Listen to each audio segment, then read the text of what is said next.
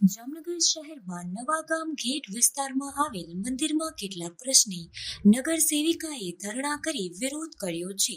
Ward number 4ના મહિલા corporator રચનાબેન નંદાણીયાએ સ્થાનિકો સાથે રાખી વિરોધ દર્શાવ્યો. મંદિર નજીક પીપળાનું વૃક્ષ પડી ગયા બાદ મનપા દ્વારા કામગીરી કરવામાં ન આવતા વિરોધ દર્શાવવામાં આવ્યો છે. મનપા દ્વારા તાત્કાલિક કામગીરી કરવામાં આવે તેવી માંગ કરવામાં આવી છે. નગર સેવિકાએ સાથે સ્થાનિક મહિલાઓ પણ વિરોધમાં જોડાઈ હતી. આ વિડીયોના માધ્યમથી પ્રેસ મીડિયાવાળા ભાઈઓને રજૂઆત કરીએ છીએ કે છેલ્લા 1 વર્ષથી અમે પીપળો પાડવાની રજૂઆત કરતા હતા. ન પીપળો પાડવા આવ્યા, પીપળો એની મેળે પડી ગયો.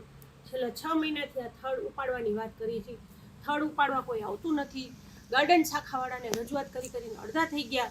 પણ ગાર્ડન શાખાના સાહેબને જે અત્યારે બીજો ચાર્જ સોંપ્યો છે એમાં બિઝી છે અને એની નીચે જુનિયર સાહેબ છે. એ સાહેબને અમે 6 મહિનાથી રજૂઆત કરી છે. મારા ખ્યાલમાં એનું નામ પુરોહિત સાહેબ છે. પુરોહિત સાહેબને અમે 6 મહિનાથી રજૂઆત કરી છે. પુરોહિત સાહેબ અહીંયા એક સિંગલ વિઝિટ કરવા નથી આવ્યા.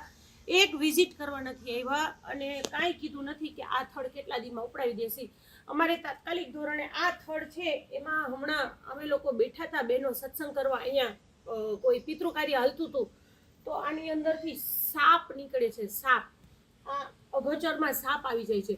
એટલે અમારી એવી રજૂઆત છે કે જેમ બને એમ અમે જે આ 6 મહિનાથી રજૂઆત કરીએ છીએ કે આ થડ ઉપડાવી દો અને આ થડ ઉપાડે એટલે અમે અહીંયા અમારી લાદી નખાવી દઈએ. અને જે આ પીપળો પડ્યો છે એને કારણે અમારી દિવાલ તૂટી ગઈ છે તો તાત્કાલિક ધોરણે દિવાલ કરી દો. અને જે અમારું મંદિરનું બાથરૂમ આખું પડી ગયું છે તો અમને બાથરૂમ પણ બનાવી દો. જો અમારી આ રજૂઆત ને આ 2 દિવસની અંદર ઉકેલ નહીં આવે ને તો અમે ગાંધી ચિંધ્યા માર્કે આ 2 કે 3 દિવસ પછી અમે કમિશનર સાહેબની ઓફિસની બહાર ધરણા અને વિરોધ કરશી ગાંધી ચિંધ્યા માર્કે. મહાદેવ હર.